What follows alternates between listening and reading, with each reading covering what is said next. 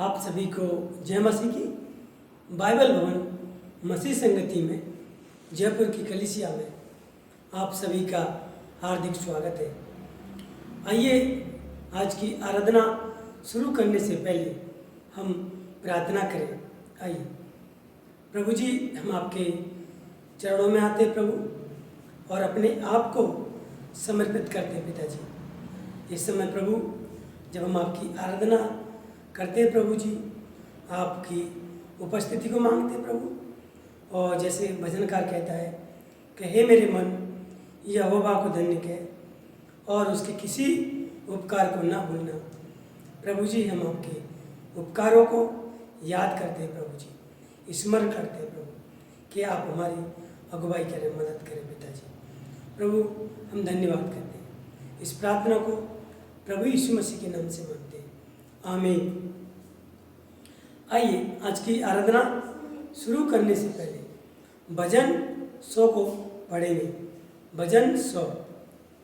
आप जहाँ कहीं भी हैं अपने स्थानों पर खड़े हो जाएं, परमेश्वर के वचन को आदर और सम्मान देने के लिए। परमेश्वर के वचन में इस प्रकार लिखा हुआ है, हे सारी पृथ्वी के लोगों, यहोवा का जय जयकार करो, आनंद से यहोवा की आराधना करो, जय जयकार के साथ उसके सम्मुख आओ। निश्चय जानो कि यहोवा ही परमेश्वर है, उसी ने हमको बनाया और हम उसकी हैं। हम उसकी प्रजा और उसकी चराई की भेड़ें हैं।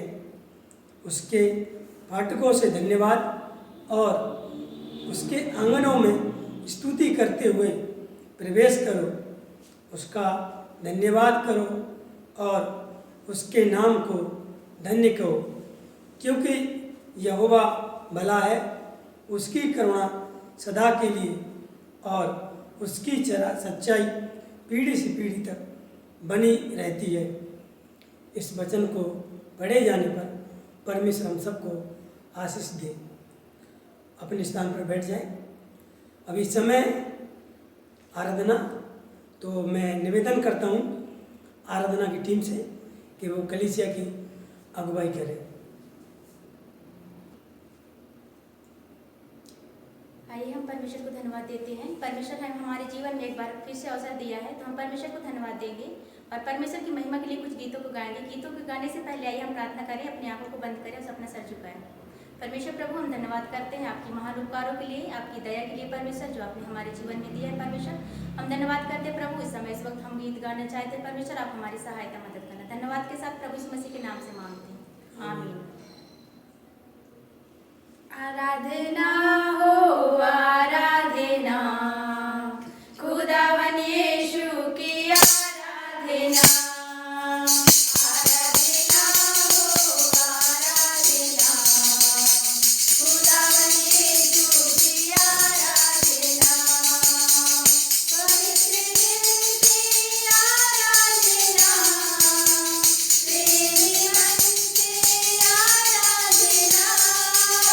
पवित्र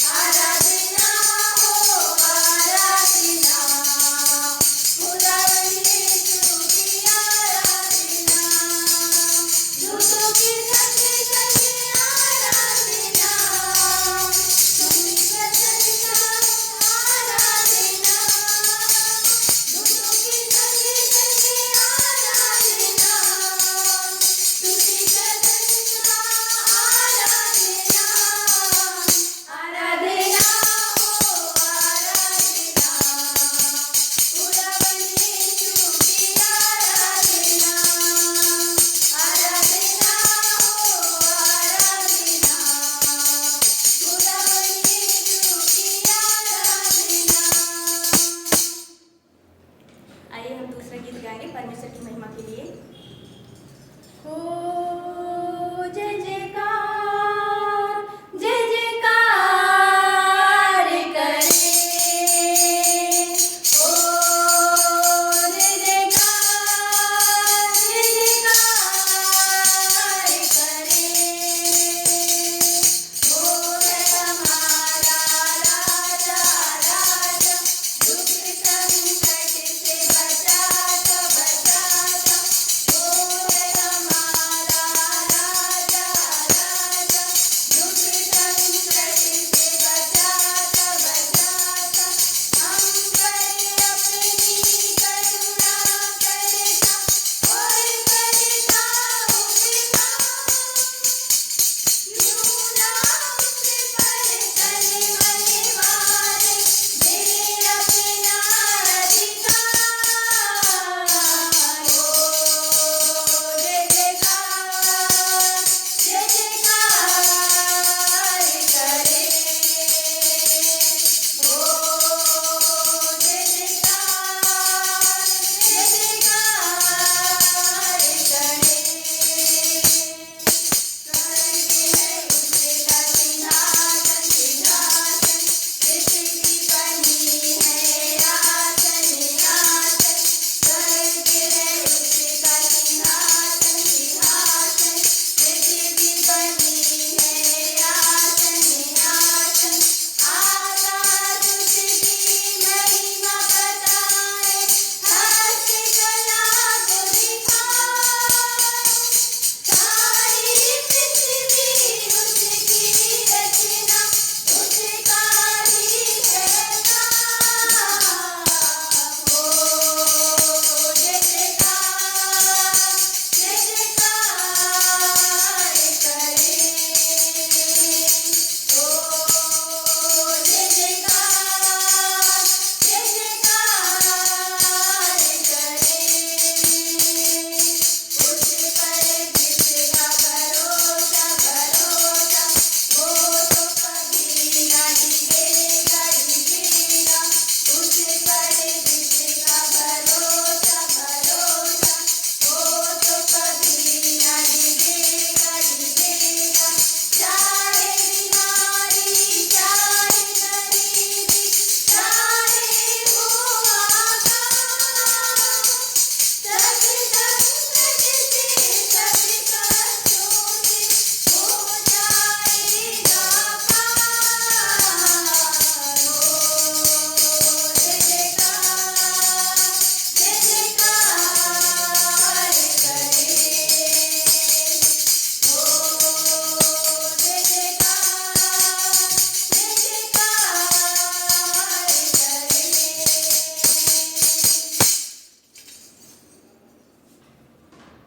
धन्यवाद आराधना की टीम के लिए जो हम सब की गीत गाने में अगुवाई करे। इस समय धन्यवाद के विषय और प्रार्थना के विषय, यदि परमेश्वर ने आपके जीवन में जो भी काम किए अद्भुत, तो आप धन्यवाद के विषय बता सकते हैं। साथ ही साथ प्रार्थना के विषय भी आप बता सकते हैं, ताकि कलीसिया आपके लिए प्रार्थना करे। यदि आपके पास कोई प्रार्थना या निवेदन या धन्यवाद का विषय नहीं है, तो मैं धन्यवाद देता हूँ कि परमेश्वर ने हम सबको संभाला है और प्रभु की अगुवाई के लिए, प्रभु की सेवकाई के लिए। इस समय की कुछ प्रार्थना के निवेदन मैं आपके सम्मुख बताना चाहता हूँ। आप प्रार्थना करें DBI की सेवकाई के लिए, और साथ ही साथ आप प्रार्थना करें वर्ल्ड कॉन्फ्रेंस जो 10 नवंबर से 13 नवंबर तक होगा। आप साथ ही साथ प्रार्थना करें ऑटो सेंटरों में जो तैयारी चल रही है, इसकी प्रभु सहायता मदद करे। और आप प्रार्थना करें BBCF चर्च के सभी सदस्यों के लिए, कलीसियाओं के लिए, कि प्रभु उनको संभाले। और प्रार्थना करें मुझे जितने परिवार हैं, प्रभु परिवारों को संभाले। आप प्रार्थना करें ABC कोर्स के लिए जो 1 साल का कोर्स चल रहा है, प्रभु उसमें सहायता करे, कोई भी रुकावट ना आए प्रभु के वचन को सीखने में। जितने स्टूडेंट ऑटो सेंटरों में हैं, प्रभु उन सब की अगुवाई करे। आप प्रार्थना करें पुष्पेंद्र भाई के लिए, जो आंखों से दिखाई नहीं देता है, प्रभु उसको रोशनी दे। आप प्रार्थना करें सैमुअल सर के पिताजी के लिए कि प्रभु उनको भी चंगाई दे। आप प्रार्थना करें विनोद सर के लिए, जो बाइबल भवन में सेवा करते हैं, उनको कोरोना हो गया है, प्रभु उनको पूर्ण रूप से चंगाई प्रदान करें। साथ ही साथ आप प्रार्थना करें जयपुर अनुग्रह आश्रम के लिए। यहाँ पर प्रत्येक लोगों को प्रभु अपनी सेवकाई के लिए और इस्तेमाल करें, हम सबको प्रभु स्वस्थ करें। आइए हम इन प्रार्थनाओं को करेंगे और प्रभु के सम्मुख ले जाएंगे। आइए हम अपनी आँख को झुकाएं।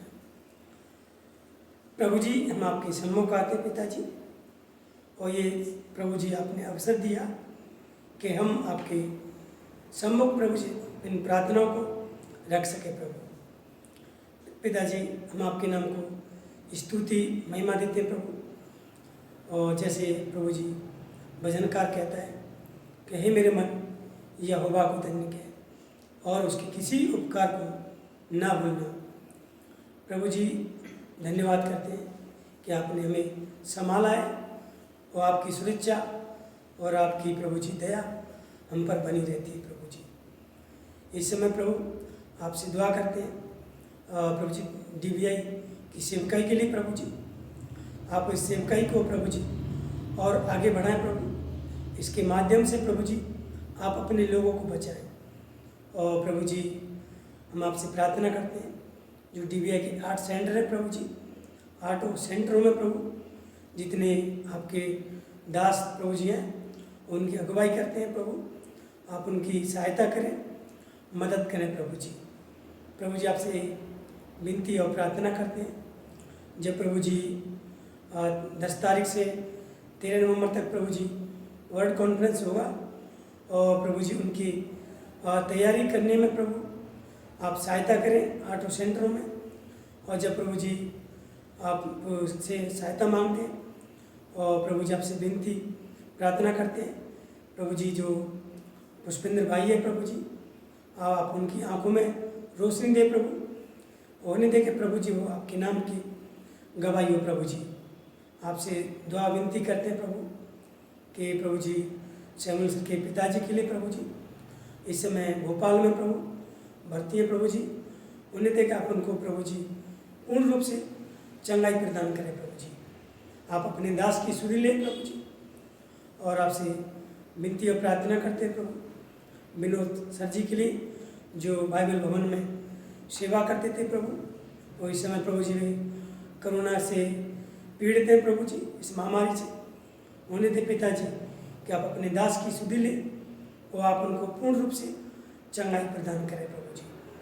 प्रभु जी आपसे प्रार्थना करते हैं इसी प्रकार रायपुर सेंटर के लिए प्रभु जी, वहाँ पर आपके दास लोग गए हैं प्रभु जी, वहाँ सेवकाई के लिए प्रभु जी आप प्रभु जी अनिल सर की और प्रभु जी और भी अन्य लोगों की जो उनके साथ हैं, आप उनकी अगुवाई करें, सहायता मदद करें प्रभु जी।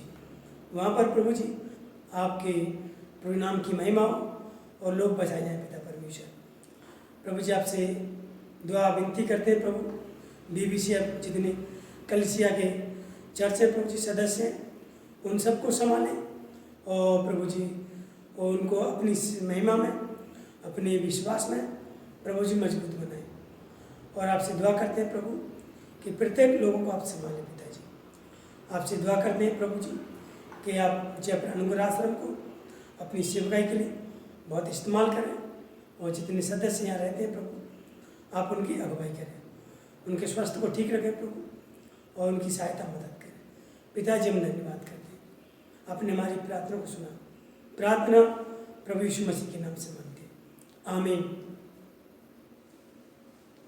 ये समय भेंट और दशमां देने का हम चाहेंगे आराधना की टीम से गीत गाने में अगुवाई करें। यदि आप भेंट देना चाहते हैं तो आप ऑनलाइन दे सकते हैं और आप लक्ष्मण सर से संपर्क कर सकते हैं। डरिए मना मन कहवे मारा यीशु जी, डरिए मना मन कहवे मारा यीशु जी, सदा ही संगे संगे रहे मारा यीशु जी, सदा ही संगे संगे रहे मारा यीशु जी, डरिए मना मन कहवे मारा यीशु जी, डरिए मना मन कहवे मारा यीशु जी, सदा ही संगे संगे रहे मारा यीशु जी, सदा ही संगे संगे रहे मारा यीशु जी, पानी में भी तू मत डरना, आग में भी तू मत डरना, पानी में भी तू मत डरना, आग में भी तू मत डरना, पानी जाने कौन डूबोगे, आग जाने कौन जलावे, पानी जाने कौन डूबोगे, आग जाने कौन जलावे, सदा ही संगे संगे रहे मारा यीशु जी, सदा ही संगे संगे रहे मारा यीशु जी, डरिए मना मन कहवे मारा यीशु जी, डरिए मना मन कहवे मारा यीशु जी, सदा ही संगे संगे रहे मारा यीशु जी, सदा ही संगे संगे रहे मारा यीशु जी, जिंदगी दुपहरी में मत जागे, रात अंधेरी में मत जागे, जिंदगी दुपहरी में मत जागे, रात अंधेरी में मत जागे, जिंदगी दुपहरी चाहे रात अंधेरी, जिंदगी दुपहरी चाहे रात अंधेरी, सदा ही संगे संगे रहे मारा यीशु जी, सदा ही संगे संगे रहे मारा यीशु जी, डरिए मना मन कहवे मारा यीशु जी, डरिए मना मन कहवे मारा यीशु जी, सदा ही संगे संगे रहे मारा यीशु जी, सदा ही संगे संगे रहे मारा यीशु जी।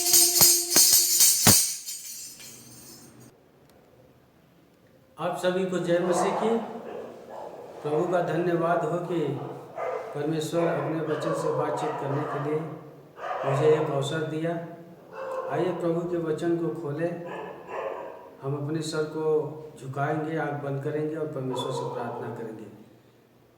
प्रभु यीशु मसीह, धन्यवाद करते हैं इस समय के लिए, इस संगति के लिए और इस अवसर के लिए जो आपने हमारे जीवन में दिया है। धन्यवाद करते हैं परमेश्वर कि आप अपने वचन से हमको सिखा रहे हैं और प्रचार करने में आप अगुवाई मार्गदर्शन कर रहे हैं। प्रभु जी, आपसे प्रार्थना करते हैं कि जब आपके वचन को खोलें तो अपने गहरे भेद और गंभीर भेद को हम पर प्रकट करें, ताकि आपके वचन को हम समझ सकें और अपने जीवन में उतार सकें। आपके हाथ में समर्पित करते हैं। प्रार्थना प्रभु यीशु मसीह के नाम से करते हैं, आमीन। रोमियो की पुस्तक 3 अध्याय का 21 से लेकर के 26 पद हम पढ़ेंगे। प्रभु के वचन में इस प्रकार से लिखा हुआ है, परंतु अब व्यवस्था से अलग परमेश्वर की वह धार्मिकता प्रकट हुई है जिसकी गवाही व्यवस्था और भविष्यद्वक्ता देते हैं, अर्थात परमेश्वर की वह धार्मिकता जो यीशु मसीह पर विश्वास करने से सब विश्वास करने वालों के लिए है, क्योंकि कुछ भेद नहीं, इसलिए कि सबने पाप किया है और परमेश्वर की महिमा से रहित है, परंतु उसके अनुग्रह से उस छुटकारे के द्वारा जो मसीह यीशु में है सेंट मेंत में धर्मी ठहराए जाते हैं। उसे परमेश्वर ने उसके लहू के कारण एक ऐसा प्रायश्चित ठहराया है जो विश्वास करने से कार्यकारी होता है कि जो पाप पहले किए गए और जिन पर परमेश्वर ने अपनी सहनशीलता के कारण ध्यान नहीं दिया, उनके विषय में वह अपनी धार्मिकता प्रकट करे। 26 पद में, वरन इसी समय उसकी धार्मिकता प्रकट हो कि जिससे वह आप ही धर्मी ठहरे और जो यीशु पर विश्वास करे उसका भी धर्मी ठहराने वाला हो। परमेश्वर इस वचन पर पढ़े जाने और सुने जाने पर आप सभी को आशीष प्रदान करे। हम सबका अपना अलग अलग पहचान और अपना अपना एक नियम कानून होता है जिसके मुताबिक हम चलते हैं और उसका पालन भी करते हैं। परंतु इन सब पहचानों से बढ़कर परमेश्वर की एक पहचान और एक नियम कानून है जिस पर परमेश्वर ने चलने के लिए ठहराया है। जब परमेश्वर ने अब्राहम को बुलाया तो उसको अपना एक पहचान और नियम कानून दिया ताकि अब्राहम रास्ते से भटके ना और उस पे हमेशा चलते रहे। जब अब्राहम का खतना हुआ था वह 99 वर्ष का में हुआ था और उसको 75 वर्ष में उसको धार्मिकता मिली थी। अब देखिए कितना लंबा गैप है। 99 वर्ष में अब्राहम का खतना हुआ, परंतु इसके पहले परमेश्वर ने अब्राहम को 75 वर्ष में धार्मिकता दी, अपनी पहचान दिया, अपनी नियम कानून दी ताकि अब्राहम उस पर चल सके और उस रास्ते से भटक न सके। और अब्राहम ने पीछे मुड़कर नहीं देखा और अब्राहम ने कुछ इसके विषय में नहीं सोचा। वो बड़े आनंद के साथ, बड़े भक्ति के साथ परमेश्वर की आवाज़ को स्वीकार किया और परमेश्वर को पहचाना और परमेश्वर के नियम के कानून के मुताबिक अब्राहम चला। मुख्य विषय जो है परमेश्वर की धार्मिकता। परमेश्वर की धार्मिकता क्या है, वह किस पर आधारित है? क्या कोई कार्य पर आधारित है? क्या हमारे जीवन पर आधारित है? क्या है परमेश्वर की धार्मिकता? परमेश्वर की धार्मिकता सिर्फ कड़े नियमों की लंबी चौड़ी सूची नहीं है कि सिर्फ उस पर चलते जाओ, चलते जाओ, चलते जाओ, करते जाओ, करते जाओ। नहीं, परमेश्वर की धार्मिकता जिसमें भावनाओं की कोई परवाह नहीं की जाती। जैसे हम बहुत इमोशनल हो जाते हैं, भावनाओं में बढ़ जाते हैं और इस इमोशनल हो जाने के साथ साथ हम भावुक हो जाते हैं। जब भावुक हो जाते हैं तो हृदय से टूट जाते हैं। जब हृदय से टूट जाते तो समझ में नहीं आती।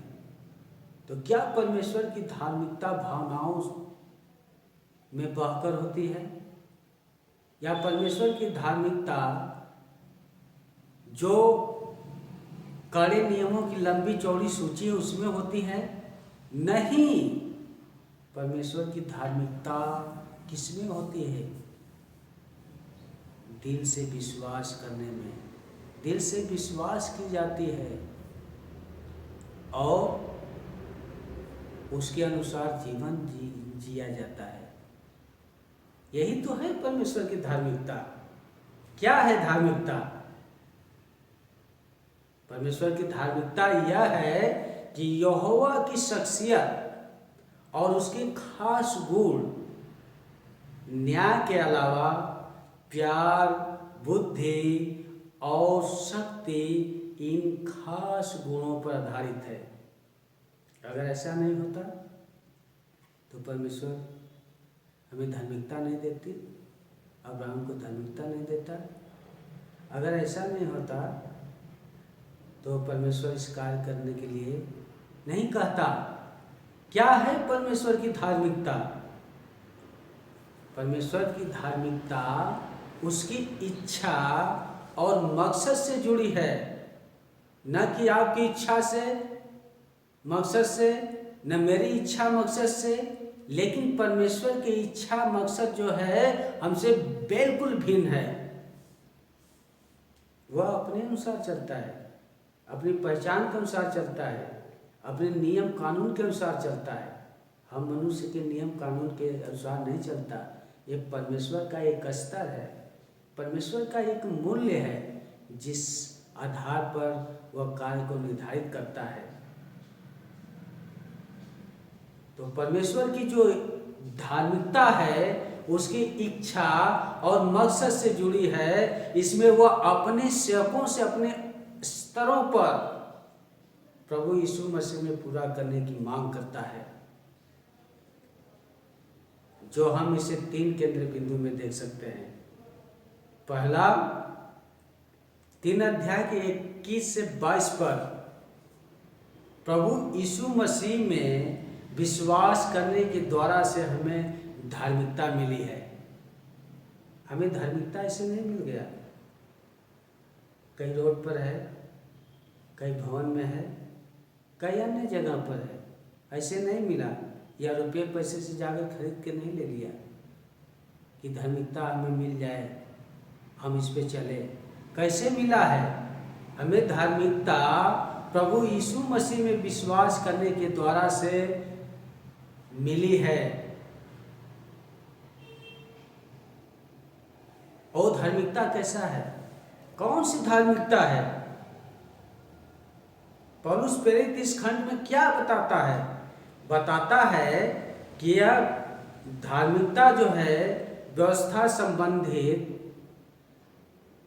नहीं है, परंतु इससे बिल्कुल हट करके है। जो प्रभु यीशु मसीह में मिलता है वो कहीं नहीं मिलेगा, नियम कानून में नहीं मिलेगा, व्यवस्था में नहीं मिलेगा। ये बिल्कुल हट करके मिलेगा। वो किस में मिलेगा? प्रभु यीशु मसीह में ही मिलेगा। और प्रभु यीशु मसीह में विश्वास करने के द्वारा से ही मिलेगा, अन्यथा कहीं नहीं मिलेगा। एक बार हम बचा लिए गए हैं तो हम हमेशा के लिए बचाए लिए गए हैं, अर्थात अनंत काल के लिए बचा लिए गए हैं। इसका अर्थ यह नहीं है कि हम बचा लिए गए हैं तो हम पिछले जैसे अपना जीवन व्यतीत करते थे, जिस प्रकार से हम अपना कार्य करते थे, हमारे रहन सहन, वेशभूषा, चाल चलन और दिनचर्या के ही जीविकोपार्जन का साधन था, ऐसे ही करना है, ऐसे ही चलना है? नहीं, ऐसे नहीं चलना है। जब हम बचा लिए गए हैं तो हमें वही कार्य करना चाहिए जो हम पहले से करते नहीं आ रहे हैं। अब हम कौन सा कार्य करते चले आ रहे हैं? हम कार्य वो करते चले आ रहे हैं कि हम प्रभु यीशु मसीह में विश्वास करके, उसकी आज्ञा का पालन करके उसके मार्ग पर चलते आ रहे हैं। हमें एक अच्छा जीवन जीना है, हमें शुद्ध पाक पवित्रता का जीवन जीना है। हमें ऐसे कूड़ा करकट का जीवन नहीं जीना है जिसे परमेश्वर नहीं पसंद करता है। ये परमेश्वर को पसंद नहीं है। लेकिन जो अच्छा है जीवन, जो पवित्रता का जीवन है, जो संगति का जीवन है, वो कहाँ मिलता है, किसमें मिलता है? ये जीवन हम प्रभु यीशु मसीह में विश्वास करने के द्वारा पाते हैं, अन्यथा कहीं नहीं मिलेगा। बाजारों में नहीं मिलेगा, कहीं भंडारों पर नहीं मिलेगा, कहीं स्टोरों पर नहीं मिलेगा। ये सिर्फ कहाँ मिलेगा?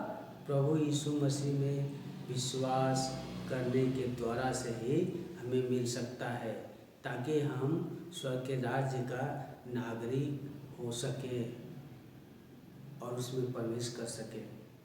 21 पद में लिखा है, आइए हम 21 पद को पढ़ेंगे। परंतु अब व्यवस्था से अलग परमेश्वर की वह धार्मिकता प्रकट हुई है। व्यवस्था से अलग, व्यवस्था क्या है? व्यवस्था कैसे मिला? जब प्रभु के दास मूसा सीनै पर्वत पर गया तो वहां परमेश्वर ने नियम कानून को, व्यवस्था को अपने दास मूसा को दिया, और वहां से व्यवस्था परमेश्वर ने जब मूसा को दिया तो मूसा ने उस व्यवस्था के अनुसार पालन किया और लोगों से पालन कराया। व्यवस्था में क्या है? व्यवस्था में नियम है, कानून है, और व्यवस्था में ऐसे नियम कानून है कि पग पग पर चलना, जीना दुर्लभ है। हम नहीं चल सकते अगर हर एक जिसमें व्यवस्था में जितने नियम कानून है अगर उसका पालन करे तो हम नहीं चल सकते, क्योंकि हम मनुष्य हैं। पग पग पर नियम कानून है, जिसे मार्ग पर चलना दुर्लभ हो जाता है। लिखा है, परंतु अब व्यवस्था से अलग परमेश्वर की वह धार्मिकता प्रकट हुई है। व्यवस्था से बिल्कुल अलग हुई है, व्यवस्था से अलग हुआ है। कौन धार्मिकता प्रकट हुई है? एक नई धार्मिकता प्रकट हुई है, और जो हमें ये नई धार्मिकता प्रभु यीशु मसीह में मिलता है। और कैसे मिलता है? विश्वास करने के द्वारा से, आज्ञा पालन करने के द्वारा से, अन्यथा खरीदने से नहीं मिलता। पौलुस प्रेरित यहाँ क्या कहना चाहता है? यहाँ कहना चाहता है कि यह नई धार्मिकता मसीह की धार्मिकता है, जिसकी गवाही व्यवस्था और भविष्यद्वक्ता देते हैं। अगर पुराने नियम में जाए, वहाँ पढ़ें, तो प्रभु यीशु मसीह के परछाई को देखने को मिलता है। जब भविष्यद्वक्ता लोग कौन है? भविष्यद्वक्ता वो लोग हैं जिसे परमेश्वर से बातचीत करते थे, और बातचीत करने के साथ साथ परमेश्वर के कार्य को लेकर जन जन तक जाते थे, बताते थे परमेश्वर के विषय में। ये भविष्यद्वक्ता लोग हैं। ये भविष्यद्वक्ता लोग गवाही दे रहे हैं प्रभु यीशु मसीह के विषय में। और जो नियम कानून परमेश्वर ने मूसा को दिया था, वो व्यवस्था भी जो है प्रभु यीशु मसीह के विषय में गवाही देता है। गवाही देता है। क्या गवाही देता है? गवाही इस प्रकार का देता है, रोमियो 10:10 पद में लिखा है, क्योंकि धार्मिकता के लिए मन से विश्वास किया जाता है और उद्धार के लिए मुंह से अंगीकार किया जाता है। यही तो धार्मिकता है प्रभु यीशु मसीह ने दिया। यही धार्मिकता है। मन से, हृदय से, कोई कटुपन नहीं होना चाहिए। हृदय में कोई भावना नहीं होना चाहिए, बिल्कुल एकदम साफ सुथरा होना चाहिए। मन से विश्वास करने और मुंह से अंगीकार करने के द्वारा से ये धार्मिकता प्राप्त होती है। ये आप भी पा सकते हैं, मैं भी पा सकता हूँ, और लोग भी पा सकते हैं, और पाया है, परमेश्वर ने दिया है। परमेश्वर ने ये विश्वास के द्वारा धार्मिकता दिया है। विश्वास से ही मनुष्य का उद्धार है, विश्वास से सब कुछ है, अन्यथा और कुछ से नहीं है। जो मेरा दूसरा रूपरेखा है 3 अध्याय का 23 से 24 पद, प्रभु यीशु मसीह के अनुग्रह के द्वारा से हमें धार्मिकता मिली है। पहला विश्वास के द्वारा, विश्वास के साथ साथ प्रभु यीशु मसीह के अनुग्रह हुआ। ये अनुग्रह क्या है? क्या ये अनुग्रह कहीं सड़क के चौराहों पर मिलता है? क्या ये अनुग्रह कहीं मार्केटों में मिलता है? क्या ये अनुग्रह कहीं पहाड़ों पर मिलता है? कहाँ मिलता है ये अनुग्रह? ये किसका अनुग्रह है?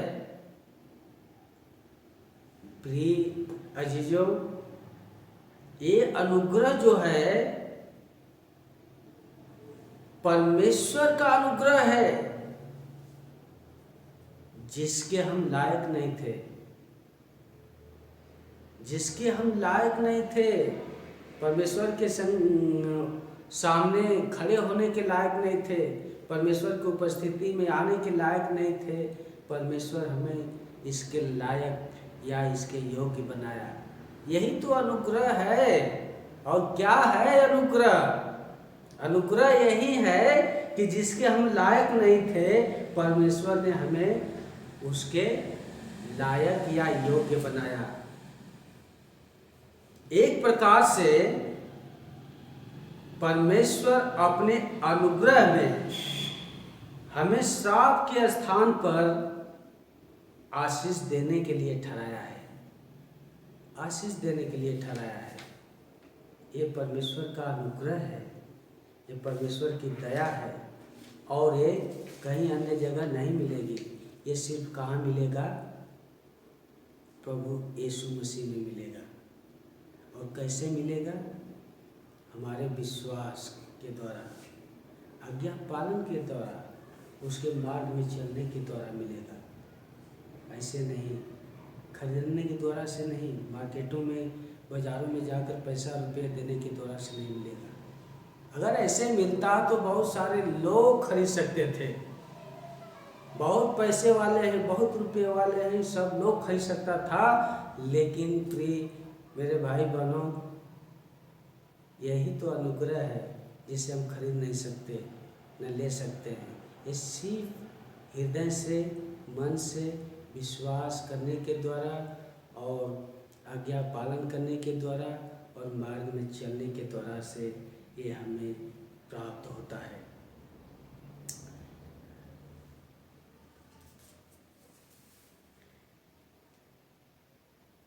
पद 23 में लिखा है, क्या लिखा हुआ है पद 23 में? पद 23 में लिखा है, इसलिए कि सबने पाप किया और परमेश्वर की महिमा से रहित है। सबने पाप किया है, यहाँ तक कि मैंने, आपने नहीं, बल्कि पूरे संसार ने पाप किया है। और जब पाप किया है तो परमेश्वर से दूर हो गया है। पौलुस क्या कहता है यहाँ? सब लोग अधर्मी है, सबने पाप किया है, चाहे छोटा पाप हो या बड़ा पाप हो, चाहे एक पाप हो या 100 पाप हो, लेकिन पाप तो पाप ही होता है। इसका अर्थ ये नहीं कि मैंने एक पाप कर दिया तो नहीं, इसकी गणना नहीं है। सब पाप है। अगर थोड़ा से भी आपने पाप कर दिया तो पाप के ही गणना में आता है। तो पौलुस इस बात को बताता है, पौलुस प्रेरित, कि सब लोगों ने पाप किया है। इस संसार के संपूर्ण लोगों ने पाप किया है और पाप से रहित है। पाप से रहित हैं, चाहे छोटे पाप किए हैं चाहे बड़े पाप किए हैं, लेकिन सब लोगों ने पाप किया है, परमेश्वर की आज्ञा का उल्लंघन किया है। इसलिए सब लोगों को इस नई धार्मिकता की आवश्यकता है। इसलिए सब लोगों को इस नई धार्मिकता की आवश्यकता है, जो हमें परमेश्वर ने प्रभु यीशु मसीह में ही दिया है। प्रभु यीशु मसीह में दिया है, रुपये से दिया है, पैसे से दिया है, और कुछ से दिया। कैसे दिया है इसमें लिखा हुआ है। क्या लिखा हुआ है? 24 पद के पद में अंतिम में सेकेंड भाग में लिखा है सेंटमेंट में मिला है। इसका अर्थ यह है कि हमें मुफ्त में मिला है। हमने इसे कमाया नहीं, हमने इसे रुपया देकर खरीदा नहीं, हमें ये मुफ्त में मिला है। और हमें परमेश्वर ने प्रभु यीशु में मसीह में दिया है। कितना बड़ा आसान है परमेश्वर का। आज कोई भी आप सामान लेने जाओ, मुफ्त में कोई नहीं देगा, पैसा लेगा। जितना सामान होगा उतना उसका पैसा लेगा, तभी आपको सामान देगा, वस्तु देगा, अन्यथा नहीं देगा। लेकिन परमेश्वर ने हमें बिना रुपये पैसे का अर्थात मुफ्त में दिया है। क्या हमने इसे कमाया था? क्या हमने और कहीं से लाया था? नहीं।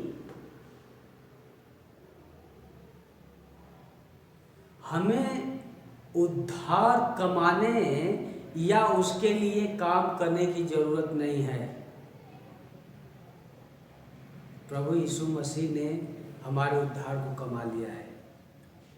उसने हमारे उद्धार का मूल्य या दाम चुका दिया है। अब हमें कमाने की जरूरत नहीं है, हमें चुकाने की जरूरत नहीं है। हो सकता हम कमाएं तो कहीं न मिले, लेकिन प्रभु यीशु मसीह ने, परमेश्वर ने प्रभु यीशु मसीह में पहले से तय कर दिया है और ठहरा दिया है, बता दिया है। वह मूल्य कौन था?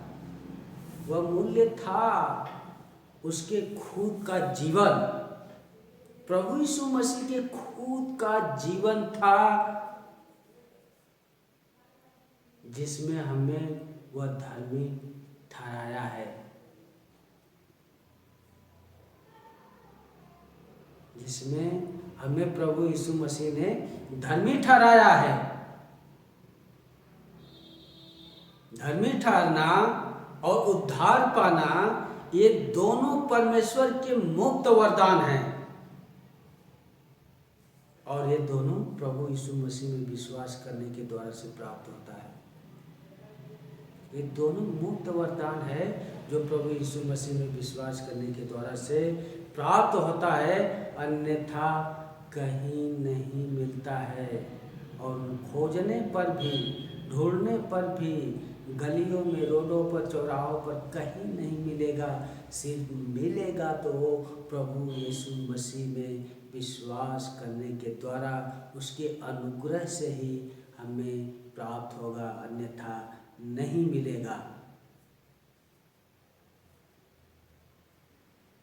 जो मेरा तीसरा रूपरेखा है, 3 अध्याय का 25 से लेकर 26 पद में प्रभु यीशु मसीह के लहू बहाए जाने के द्वारा से हमें धार्मिकता मिली है। पहला हमने क्या देखा? विश्वास के द्वारा। दूसरा हमने क्या देखा? अनुग्रह के द्वारा।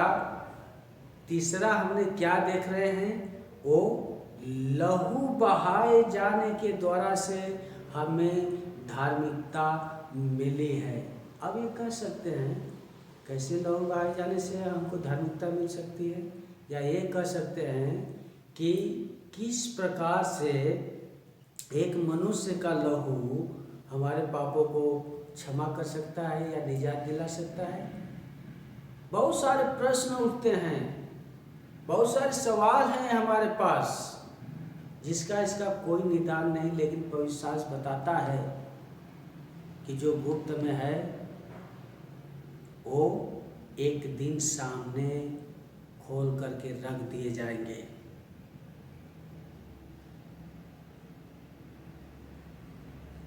जो गुप्त में है एक दिन वो सामने खोल करके रख दिए जाएंगे। कोई वस्तु नहीं है जो परमेश्वर से छिपी हो। जो अंधकार में है वो प्रकाश में किए जाएंगे।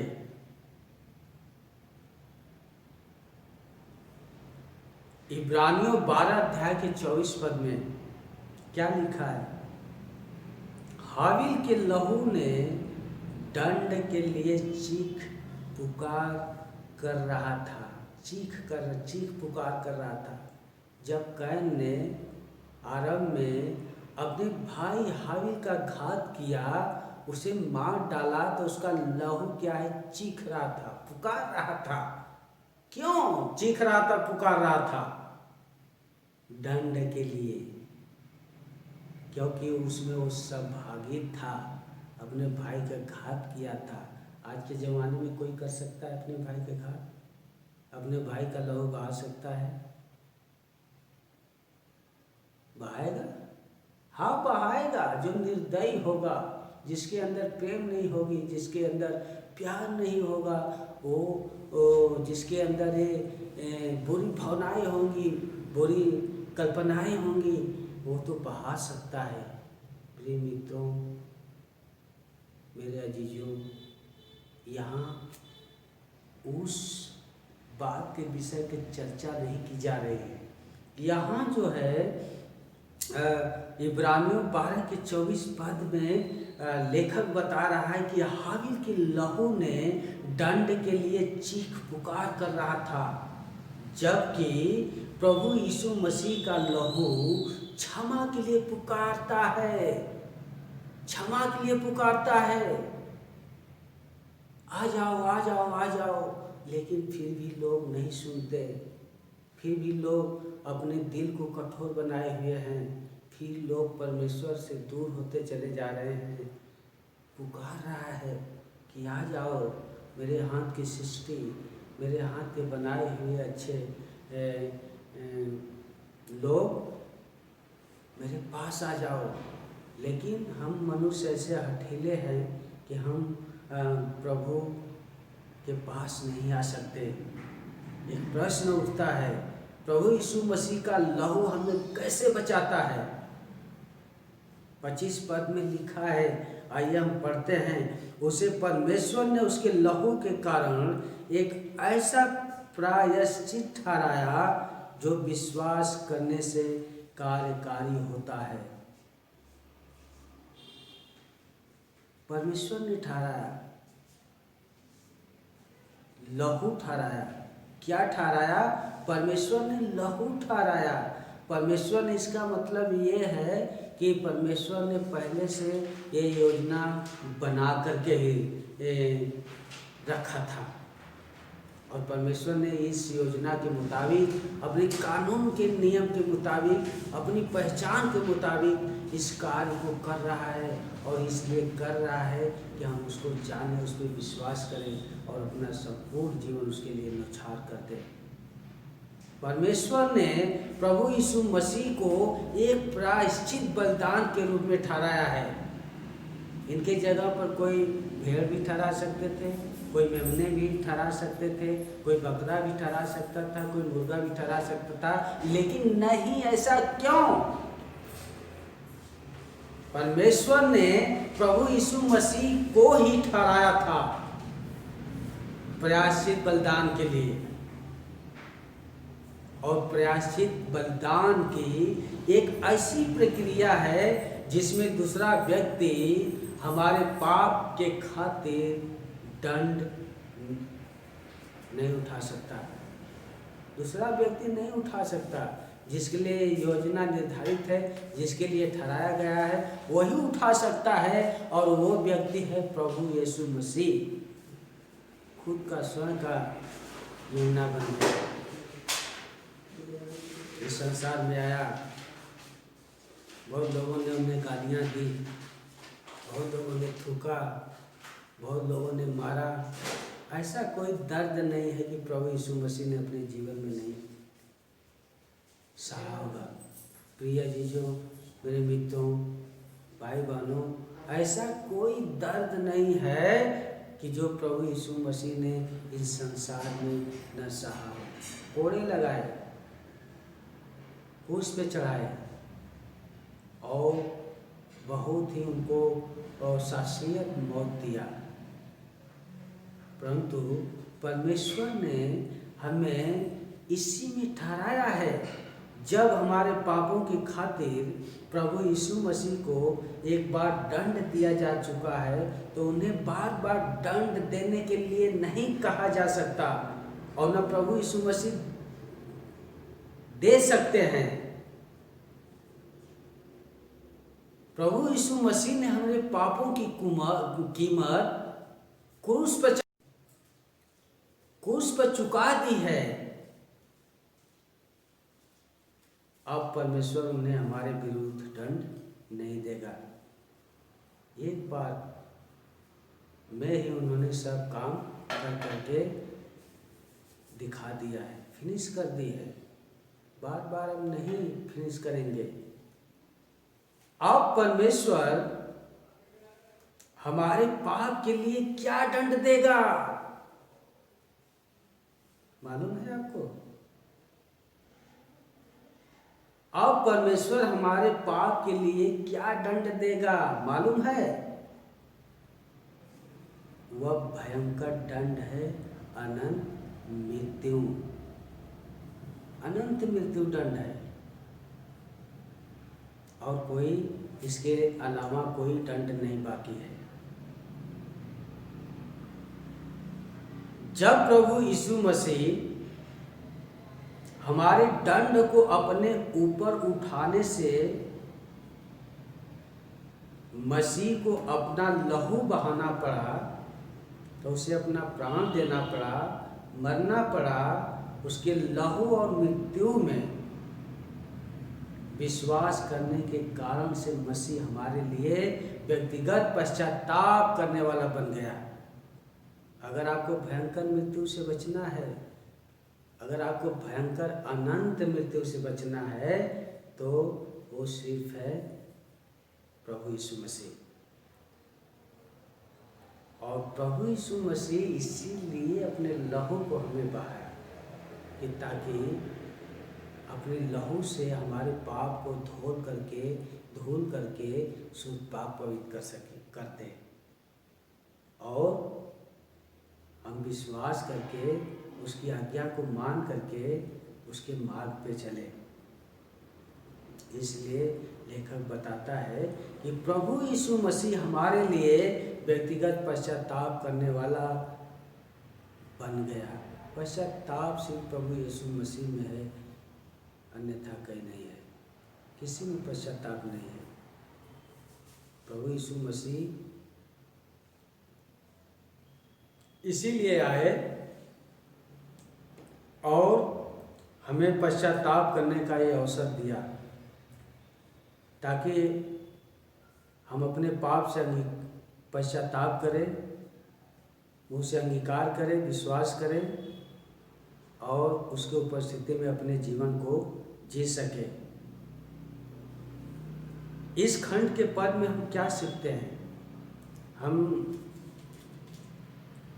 हमको सीखने को क्या मिलता है? इस खंड के पद में हम सीखते हैं दो बात को क्या सीखते हैं? वो सीखते हैं न्याय धार्मिकता, पहली बात।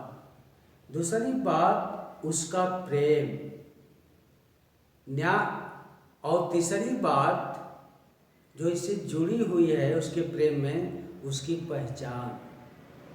इसको हम सीखते हैं। न्याय धार्मिकता क्या है? परमेश्वर का न्याय कितना महत्वपूर्ण है, और हमें परमेश्वर के न्याय का अर्थ समझने की जरूरत है।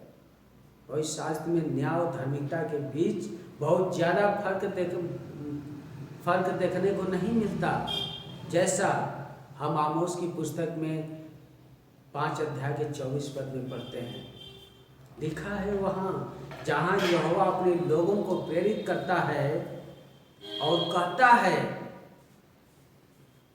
कि न्याय को नदी की नाई और धार्मिकता को महानद की नाई बहने दो। जानते हैं नदी में कितनी लंबी चौड़ी होती है, कितने पानी आता जाता है, उसकी कोई गणना है? न्याय को नदी की नाई और धार्मिकता को महानद की नाई। महानद जानते हैं, यानी नदी से बहुत बड़ा, महानद बहुत बड़ा, जहाँ पानी इकट्ठा होता है वो महानद। इसके समान बने तो न्याय को, हर व्यक्ति को न्याय मिलनी चाहिए, हर व्यक्ति को न्याय की जरूरत है, हर व्यक्ति को न्याय के अनुसार अपने जीवन को व्यतीत करने का हक है। इसके साथ साथ जो न्याय है और धार्मिकता एक साथ इस्तेमाल किए गए हैं। भजन संहिता 33 अध्याय के 5 पद में ये साथ साथ क्या किए गए हैं? इस्तेमाल किए गए हैं। जब इस बात पर हम मनन करते हैं कि यहोवा किस तरह का न्याय करता है, तब हमें नहीं सोचना चाहिए कि वह एक कठोर न्यायाधीश है जिसका काम सिर्फ मुजरिमों को सजा देना होता है। हम ही अधिकतर सोचते हैं, ये अधिकतर, कि जो न्याय है जिस प्रकार से उसका काम सिर्फ है मुजरिमों को सजा देना और गलत कार्यों से बचाना, यही काम है, सजा देना, बचाना नहीं। हमें इसके वजह हमें ये समझना चाहिए कि परमेश्वर में दृढ़ता के साथ, विश्वास के साथ उससे प्रेम करना चाहिए। हम मुजरिम नहीं है, परमेश्वर न्यायी है, हम उनके लोग हैं। हम विश्वास करते हैं प्रभु यीशु मसीह में, हम आज्ञा का पालन करते हैं, मार्ग में चलते हैं। जब चलते हैं तो हम मुजरिम के समान नहीं है। मुजरिम क्या है? जो अपने गलत कामों से वो पकड़ा जाता है, जेल में डाला जाता है और उस कार्यों के अनुसार उसका अंजाम उसको मिलता है। ये सांसारिक जेल की बात मैं बोल रहा हूँ। लेकिन प्रिय भाई बहनों, आपसे यही आशा रखते हैं कि परमेश्वर जब न्याय करता है, अपना न्याय हम पर देता है, तो उसको हमको उस प्रकार से नहीं लेना है कि परमेश्वर है, देखो हम बड़ा विश्वास करते चलते हैं, आज्ञा का पालन करते हैं, तो परमेश्वर क्या है, फिर भी हमें इन सब दुख से, मुसीबत से और परेशानी से नहीं बचा रहा है। यानी मतलब कि ठीक उल्टा सोचने लगते हैं। नहीं, हमें उल्टा नहीं सोचना है। हमें क्या करना है कि हमें इसके पकड़े रखना है, थामे रखना है दांतों से, और ये समझना है कि परमेश्वर का जो प्यार है ना, वो हमें इस सजा से मजबूत बनाता है और परमेश्वर को उपस्थिति में लेके चलता है। कभी निगेटिव नहीं लेना चाहिए परमेश्वर के कामों के। ये जीवन है। अगर सुख में हम परमेश्वर की महिमा करते हैं तो हमें दुख में भी करना चाहिए, क्योंकि परमेश्वर हमारे साथ है और हमेशा साथ रहेगा। उसका प्रेम, उसकी पहचान क्या है? पवित्र शास्त्र में परमेश्वर के प्रेम के बारे में उल्लेख किया गया है। यदि हम प्रेम के एक आदर्श उदाहरण चाहते हैं तो वह हमारे सृष्टिकर्ता परमेश्वर में है। और प्रभु यीशु मसीह में दिखाया प्रेम। क्या प्रेम? प्रेम में वो नहीं जो स्वार्थ वाली प्रेम हो कि हमारा काम बन रहा है तो हम इनसे प्रेम करें, जब काम निकल गया तो हम प्रेम को एक तरफ रख दें। ये वाला प्रेम नहीं है, ये वाला परमेश्वर प्रेम नहीं करता। परमेश्वर ने ऐसा प्रेम किया, अगापे प्रेम किया कि अपने प्रिय पुत्र को, एकलौते प्रिय पुत्र को हमारे लिए दे दिया। कोई दे सकता है? अपना पुत्र दे सकता है? या अपने घर का कोई सामान दे सकता है? नहीं दे सकता। ये परमेश्वर का अगापे प्रेम है जिसने हमारे लिए किया। तो यदि हम प्रेम के एक आदर्श उदाहरण चाहते हैं तो वह हमारे सृष्टिकर्ता परमेश्वर में है, जो अक्सर परमेश्वर के प्रेम को खुले प्रेम के रूप में संदर्भित किया जाता है। खुले प्रेम के, हमारा स्वार्थ है, कपट प्रेम है, लेकिन परमेश्वर के प्रेम को खुले में संदर्भित किया जाता है, जो कि प्रेम का उत्तम रूप है। यानी प्रेम से भी बढ़ करके, प्रेम से भी बढ़ करके, प्रेम से भी बढ़ करके वो क्या है? उत्तम है, महा उत्तम है। उसने ऐसा प्रेम किया था हमसे, और इस प्रेम में अपने प्रिय पुत्र को भी नहीं छोड़ा, हमारे लिए संसार में दे दिया। यानी कहने का मतलब ये है कि निस्वार्थ प्रेम किया, उसके प्रेम में कोई स्वार्थ नहीं है। और जब निस्वार्थ प्रेम किया तो अपने पुत्र को बलिदान करने के लिए इस संसार में हमारे लिए दे दिया। यानी कि मतलब ये प्रेम अपरिवर्तनीय है, कभी परिवर्तन होने वाला नहीं है, बिना शर्त का है, बिना शर्त का है ये प्रेम। पहला यूहन्ना 4:8 में लिखा है, पहला यूहन्ना 4:8 में लिखा हुआ है। क्या लिखा हुआ? पहला यूहन्ना 4:8 में हम पढ़ेंगे। यूहन्ना की पहली पत्री 4 अध्याय के 8 पद में लिखा है,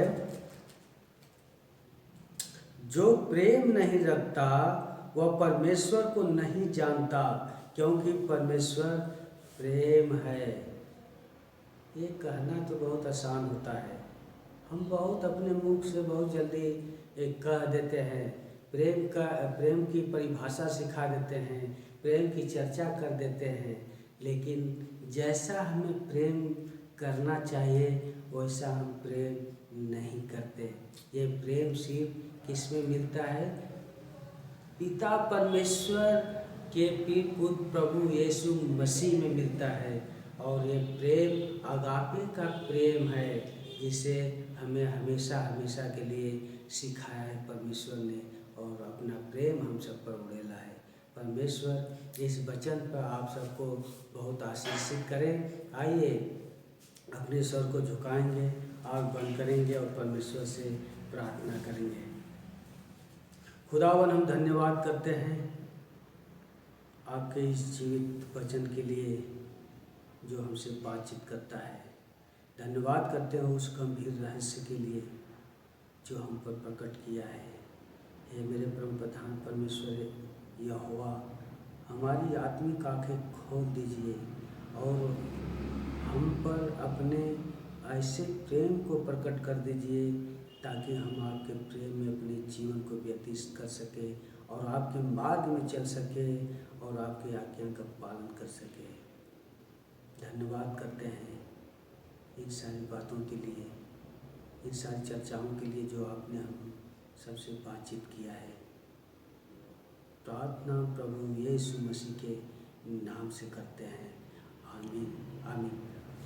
अब हमारे पिता परमेश्वर का प्रेम, प्रभु यीशु मसीह का अनुग्रह, पवित्र आत्मा की सहभागिता अब से लेकर सदा सर्वदा काल तक, यहाँ तक प्रभु यीशु मसीह के द्वितीय आगमन तक हम सबके साथ बने रहे। आमीन आमीन। आप सबको जय मसीह की।